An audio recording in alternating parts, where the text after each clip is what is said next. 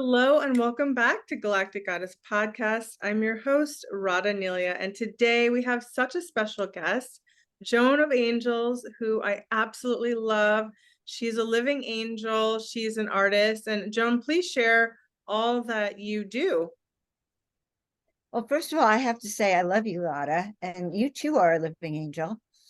But I am a living angel. I am an angelic being in this human form that actually I try it looks celestial half the time to me. So I've really stepped into my highest angelic frequencies and activating those memories. And so what I do is I'm the oracle of ancient wisdom. And I bring deep wisdom to people, deep healing for people, and a deep remembering of how powerful each and every one of you are, which is so very important. So I like to say I fluff people's wings, like a little mother hen would go around and whatever she does to the hen. Well, that's what I do. I fluff people's wings in a way that not only do they feel loved and adored, but they feel the presence of the divine and they feel the presence of the divine within them. And so that is what I do. And I also, about, I don't know, 2013, these angels came to me and told me to paint 33 angels in 30 days. And I did. And thus launching my life as a visionary artist and as a creator, really, and channeling these. So I channel not just wisdom, but art that raises your vibrational frequency. So you can call me a vibrational tuner, a tuning fork, to help you tune up and connect. That's so important these days because there's so many frequencies, moving around us. And there's also a lot of frequencies from our past lifetimes. Some of them are so prolific, and then some of them are heavy, right? So we're a carrier of frequencies. And I like to talk to you about, how to tune, like practical steps for people watching, how they can tune into their higher frequencies. That is interesting. I've heard you, when we talked about the book the last time we were together, you said that we were the frequency keepers. And that really stuck with me because the planet is very dense. And right now the planet is at the densest, really dense, if you can experience that and feel that. And the only way to get through what we're doing, what's happening on this realm, is to raise our vibrational frequency to the highest levels we can. Because when we raise our light, we connect with the angelics. That's how they prefer. They don't want to come down here. They're asking us to go up there by raising our frequency. But also by raising our light, we can connect with other pillars of light. And when we connect, like we'll connect in Glastonbury in Egypt, and here I am in London connecting with you. Well, imagine that the energy between where I am in London and where you are in California, but we're such pillars of light that it's spreading out over the ocean, over the Atlantic, and over the East Coast. And it's actually raising the vibrational frequency of everyone, even if you don't notice it, just a touch. And so it's really important when you're living in dark times, which I would like to say we probably are. It's so important to keep your own pillar of light bright, your own energy field. You're not going to, the people around you are not going to be keeping it bright for you. It's up to you to turn on your power and turn on the light and not forget. Because remember, we were born here purposely into forgetfulness. Yes. And remembering, it's taken me many years to actually be the fully empowered Joan of Angels, the Joan of Archangel that I know I am, and bringing all those lifetimes and initiations together. So it's a process. It really is. That's so beautiful. Beautifully said. I was only laughing because when you said it's not other people's job to keep your pillar of light up, and I was laughing. I'm like, yeah, that's why we have to keep our pillar up, because it's so easy to lower our vibration because with people around us and such. And so we do raise the frequency of everyone around us when we carry the pillar of light. I do the pillar of light every day. And it's such an important tool. And I just assume that everybody knows about it, but it's actually quite simple and it's beautiful. And really, when I think of the pillar of light, for me, I go into the heart of the creator and ask that that pillar be activated all the way from my higher self down to this, this self, and I bring it all the way down through the earth, down to the crystal core of the earth.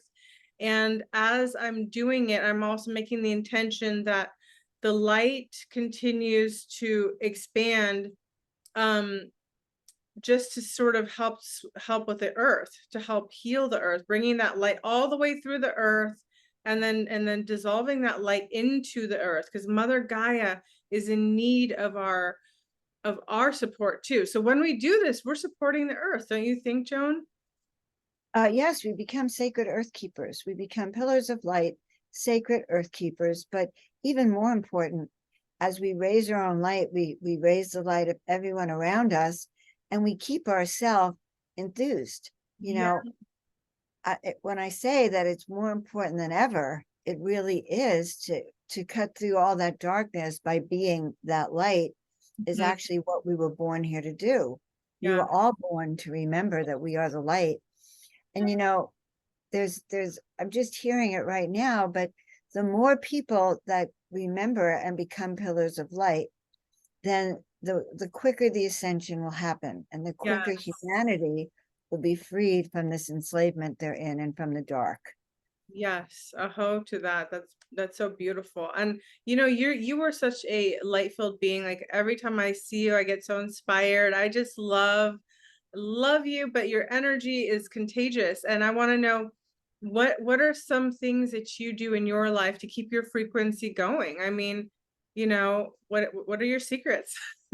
I want to acknowledge what you just said, because a few months ago, I had a reading with Carolyn Ford, who owns Einstein, the crystal skull, Oh, wow. gigantic crystal skull. And at the end of the reading, I said, so what does all this mean? And she said, well, basically, your bottom line is that you are a mutant.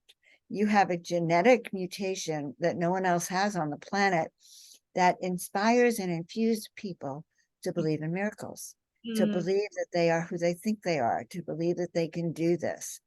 And so I have interpreted that in some ways is that what I do is I actually activate your own DNA code, mhm. and that in my presence or even hearing me, that those codes within you get activated and your angelic template.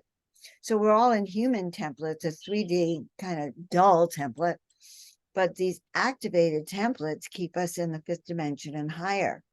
And I just learned that as I'm talking to you. Actually, they're telling me that it's even more detailed than I know, but I activate other people's DNA template and angelic frequencies. When I do that, it allows you to suddenly have that aha moment of, oh, I can do this. I can do this. And when you feel, so I did a wing fluffing today. So one of the ways I teach people how to do this is I have something on my website called wing fluffing, the wing fluff session, right? I love it. I thought I was a little nutty when I came out with it, but that's what I do. I actually help you feel the presence of the divine in your body. And we can do that together right now, where you start to bring your shoulders back and you really awaken your shoulder blades, which also are known as wings. Mhm. And when I studied biology and anatomy for chiropractic school, these are your wings. And so when you start to bring your shoulders back and you call in your angel tribe to work with you, they will come behind you and start to clean your feathers and wings so that they're as big as the ones behind me.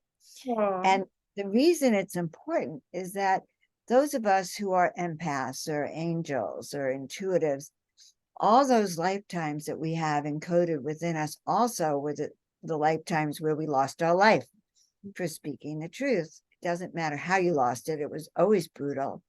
Mhm. But what it has done to us is make so many of our tribe, these undercover angels, afraid Yes. to come out, afraid to spread their wings, afraid to be the light, because of all those lifetimes of shame and torture. Yeah. Yeah, that And cellular trauma.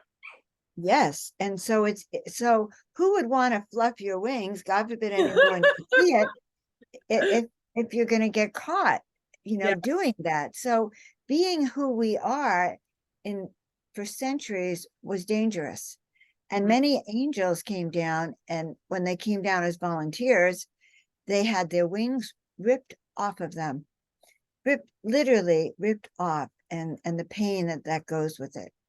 So I like to say, look, let's awaken your memories. Like Radha, a few months ago, when you interviewed me before, you actually said, well, Joan, you're a goddess. And I said, well, I don't really act like it.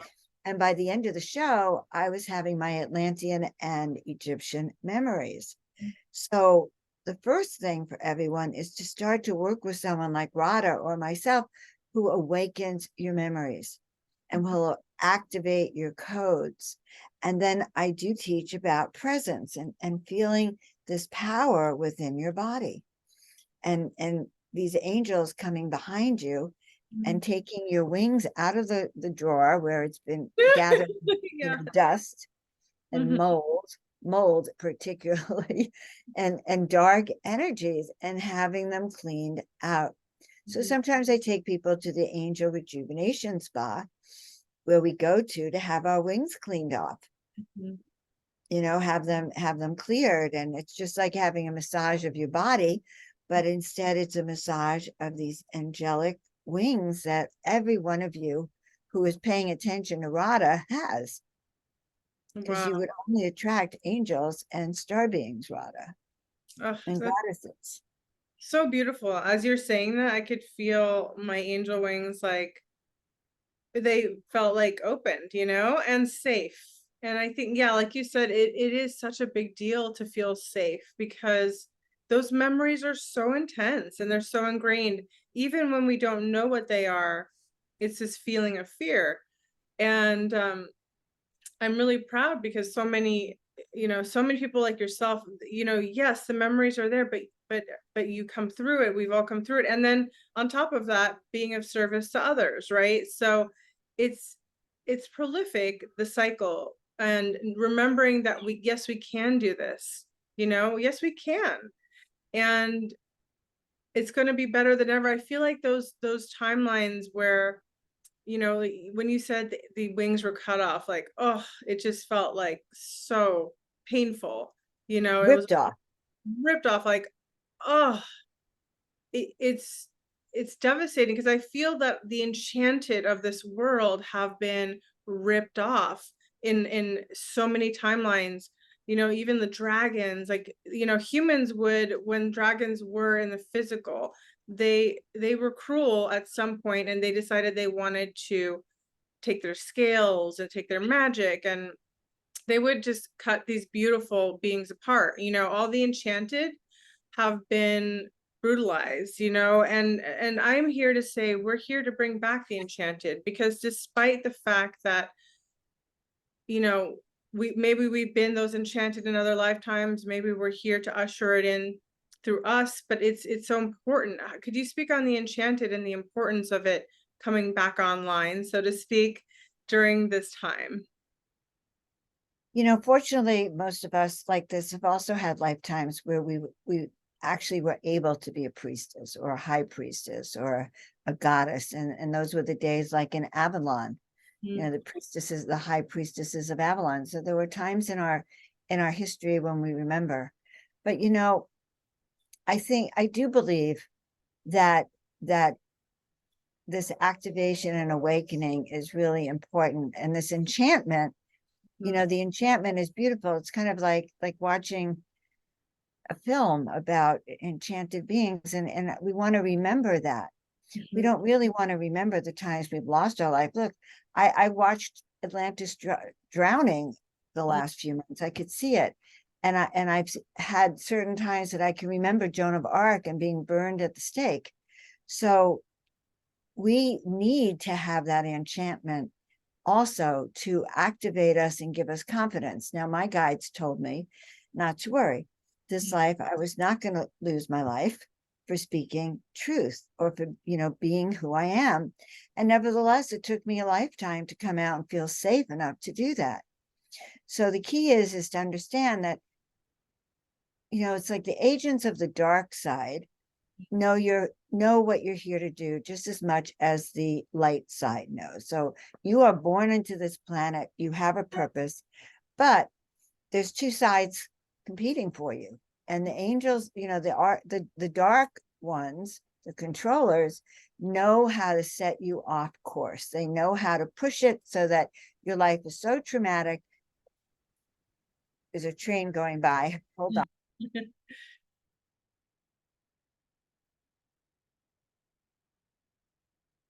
All right, it's not so loud now, but they know how to push us off course. They go, up, Radha's going to be waking up soon, so we're going to send her a horrible boyfriend. Or, Radha's starting to see angels as a little girl. We're going to send her parents that are never nice to her. Now, you were lucky. You were born, your mother is a shaman, I understand, and you were born into this work, which is a true blessing.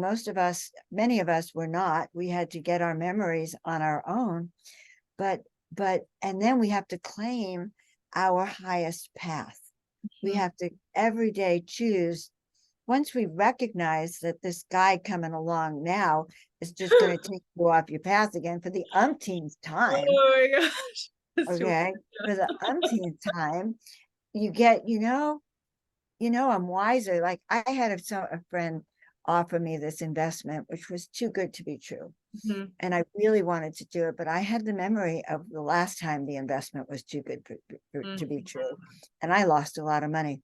And I was so proud of myself. This was huge. I said, no. Now, I still stayed on the website to watch the torture everyone else went through, because it's been 2 years and no money's come through, and these people have gone through horrific hardship. So every time I look at the website and it's a Telegram group and read it, I go, oh my God, thank you. It's like, I'm so happy. Not that it's so miserable for them, but I'm so happy that I said no. And so the greatest thing that we can do is go, that guy, that feeling, I've had this before and it didn't work out. I'm not going to go in that direction again. So we get these wake-up calls to get stronger and stronger and stronger. And that investment, just saying no to that has been a highlight of my life the last year or two. Wow. The confidence in knowing that I know how to say no, that I recognize something that would be disastrous, because they're always sending disastrous towards us to lower our frequency. Even though when we get to the light energy, we can call in miracles and synchronicities, but it's on the path to that. And even once you're on the path, you still have to watch out. You have to watch your ego. You have to watch, your words and your thoughts, and always affirm, I am an angel. I am an angel of light. I am an empowered being. I'm in the presence of angels. I'm called here to be a pillar of light. And it's in the path that we choose. Absolutely. I so agree with you. Those affirmations are so important, and very much in the way that you are here to remind people of their angelic self and their divine self. I also do that with the divine feminine and the goddess, because it's so important that we awaken these aspects within us. And I think we've all been assigned certain sectors, but they still cross over. They're still moving. They're very fluid, because it's all the higher realm, right? In the higher realms, and it's so important to be, a beacon of that light, and to remind others, so that we can help our brothers and sisters, and we can all get back on track. Because when it does hurt the collective, when people fall off the tracks, and it's okay. Like, we all do. Like, I've fallen off the tracks so many times, like it's ridiculous. But I think now, falling off, you kind of learn to balance a little bit more and more and more, and then we can help others how to do that. So I really love that you're an angel fluffer, fluffing the wings and making people remember their divine self. It feels so good to remember. It feels so good to be in the presence of someone also who remembers, and these frequencies are contagious. Now, you say you've been to Avalon before. We're going there. Would you want to share a I little? love Avalon. Okay. Ah, and I'm going to be seeing you and meeting you for the first time in Glastonbury. But the magic of Glastonbury is really all through there. There's sacred waters, there's the chalice well where Mary was, and they planted the tree there. But Avalon itself is the home of the divine feminine. Mhm. And when you go up the tour, and the tour is this kind of, you take almost like a labyrinth where you walk Mhm. round and round and round until you get up to the top. Mhm. And that's where many ancient memories are for us. We had a beautiful temple in Avalon as the high priestess. And what I most love about the stories of Avalon and what they did was they had the power so Glastonbury was the town and Avalon was an island. Okay. And what they had to do was they would call a ship to come over to Glastonbury to take them to the other side. Now, when I say call a ship, it's not like they called on the phone. They used their telepathic powers to summon a ship to them, Mhm. right? So the ship would come, and then they used their telepathic powers to get to Avalon. And they guided the ship through that way, which I find very fascinating. I find really encourages me to keep learning how to use my consciousness to move matter. Mm. Very advanced training. And so Glastonbury is very magical. The town itself is very magical. There's a whole section where you have all sorts of sacred objects that we would love, Great. from tarot decks to different kinds of incenses to different objects. There's a series of shops that is like being in magic land. Then you're in the enchanted land, because all the tools you need for your awakening and to maintain your awakening are there. Ooh, I'm so excited. This is, I feel like also going on the land is going to activate the frequencies within us. And, do you want to speak on the event? Because I feel that this event, Ascension Glastonbury, it's going to be an awakening for everybody. Like, we're all going to be activating each other to new levels while we're there. Do you want to speak a little bit about it? I will speak a little bit about it. I'm just going to take a peek at the website. It's called Ascension Glastonbury. And we have a collection, I think, of something like 30 speakers that have come together to speak on all aspects of ascension. So it's all about how we collectively can step into that land of enchantment and step into our highest of frequencies. So Radhaa is a speaker. I'm really happy about that. For me, it's a homecoming with many friends. Oh, Laura Eisenhower is going to be there. Geraldine Orozco is going to be there. Viviane Chauvet, some of you know. Daisy Foss, I'm going to meet for the first time. We have Lori Spagner. Some of you know some of these people. Lori Wheeler is going to be there. The Lemurian Sacred Star Children have just created their oracle deck, and they're going to be there with their art and their oracle deck. I'm going to be there with my art. So we have speakers on all aspects, not just on ascension, but on the history of the land and on tools and techniques. So I know Lori Spagner, she teaches you how to encode your light body and how to activate your DNA. So many aspects are going to be called into for this that is going to empower us on all levels. We have Zoe, who's a channeler. We have Neil, who's really into the ancient history of Glastonbury. And I think we'll have a few embodiments of the King Arthur energies. It's not all about the divine feminine. There's yes. also the divine masculine in the Yes. energetics of King Arthur, the Round Table, and the powers that he held that were the complementary to the divine feminine. Mm. It's a 3-day conference. We are also offering a tour the day before that goes to sacred places in Glastonbury and around the area. And that's going to be exciting. I think we're all meeting at 9 a.m. to go up to the tour where we're going to meditate and do chanting together. So, an Ascension conference is a perfect time to learn 33 different ways of getting into your highest vibrational frequency. Mm. So exciting. And I'm going to be talking about being a frequency keeper. So it's all coming together, you guys. This is going to be amazing. And you can also watch it from the comfort of your home. Isn't that true? People can buy their online tickets too. Yes, you will be able to get live stream, and I'm going to put the link for you in the chat so you can always share it. Yep. But yes, you can. And Cool. not only that, there's something empowering about coming together. Yeah. In I person. do a lot of healing on Zoom, but I Mhm. can tell you that when we're physically present, then the energy in that center where we're holding it is going to be off the chart. And the love, like for us, coming together with our soul family inspires us. It gives us the encouragement to keep going, no Yeah. matter what. No And matter. that's an enchanted space. So for 3 days, we're in an enchanted space Mhm. with others of like mind who hold the same. And we still have a few tickets left. So that's exciting too. And I know that you're going to be doing a book signing, and I'm going to be part of your book signing, which is the Wednesday before the conference. So there's just a lot of exciting things happening. But the most exciting is soul family coming together. Mhm. When hearts recognize hearts, and God, I'm not the only one.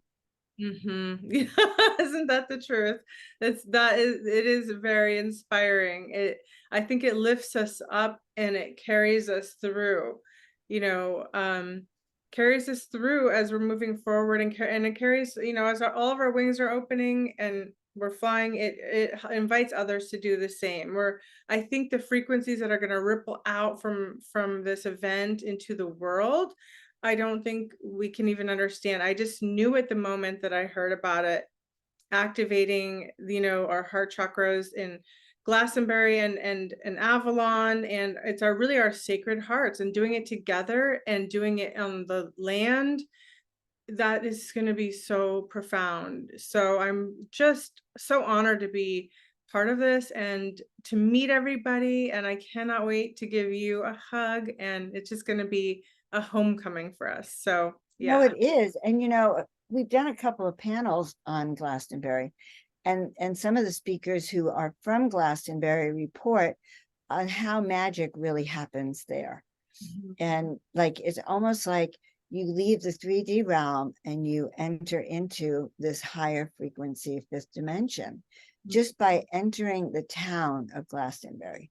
So honestly, I'm tired of the 3D world. I don't want to be so, I'm just tired of what's going on down here. And I know I'm here to clear the energy, but I can do it better from up here. And so Yeah. can you. And so can all of us. We just have to have a taste of it every so often to renew our energies. Beautiful. Well, thank you so much, Joan, for coming on and sharing all of these tips and information. I already feel higher vibe, and I'm sure that others do too, for sure. So thank you so much for coming on today, and I will be seeing you very soon. Until next time, much love and blessings. Bye for now.